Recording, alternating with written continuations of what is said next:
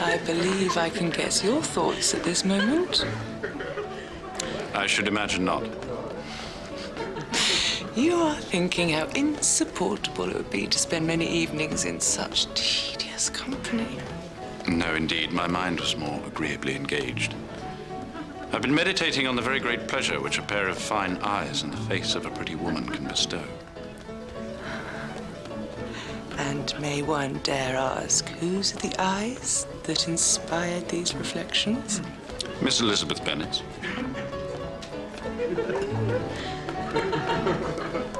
Miss Elizabeth Bennet. I am all astonishment.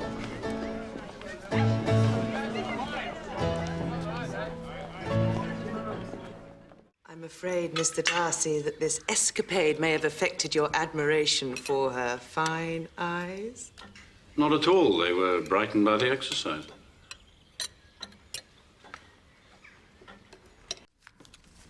And what do you do so secretly, sir? It's no secret. I'm writing to my sister. Oh, dear Georgiana. Oh, how I long to see her. Is she much grown since the spring? Is she as tall as me? She's now about Miss Elizabeth Bennet's height, or a little taller.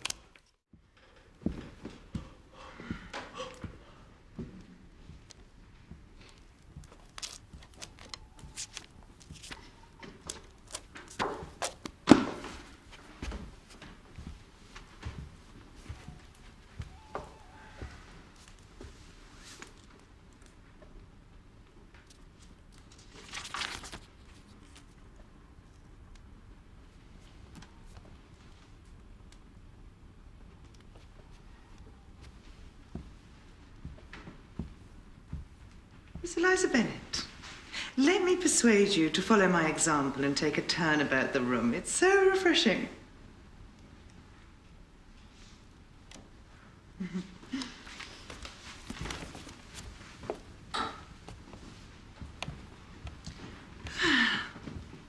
Will you not join us, Mr. Darcy? That would defeat the object. What do you mean, sir? What on earth can he mean? I think we would do better not to inquire. May we insist on knowing your meanings, sir? Why, that your figures appear to best advantage when walking, and that I might best admire them from my present position. Oh, shocking, abominable reply. How shall we punish him, Miss Eliza? Nothing so easy. Tease him. Laugh at him. Laugh at Mr. Darcy? Impossible. He is a man without fault.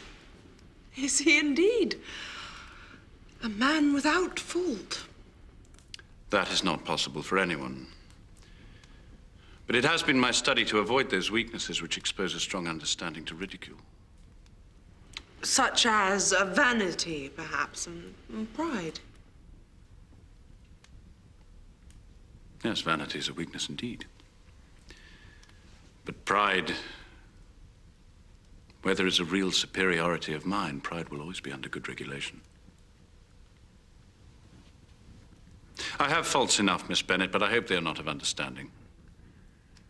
My temper I cannot vouch for. It might be called resentful. My good opinion, once lost, is lost forever. That is a failing indeed. But I cannot laugh at it. I believe every disposition has a tendency to some particular evil. Your defect is a propensity to hate everyone. Well, yours is willfully to misunderstand them. Shall we have some music? How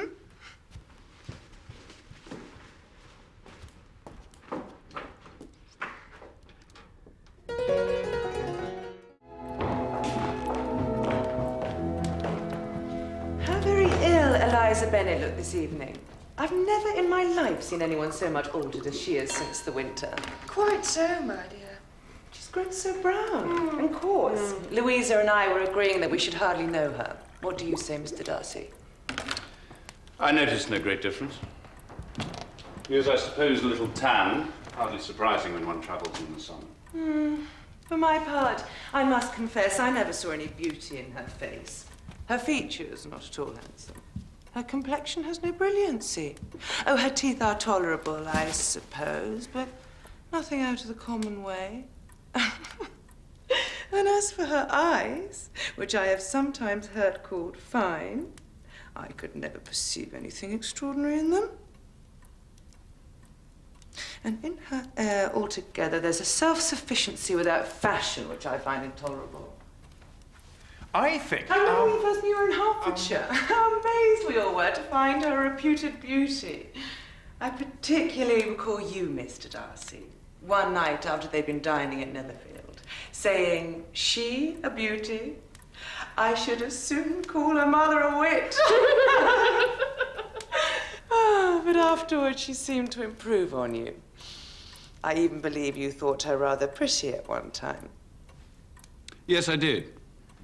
But that was only when I first knew her. For it has been many months now since I have considered her one of the handsomest women of my acquaintance.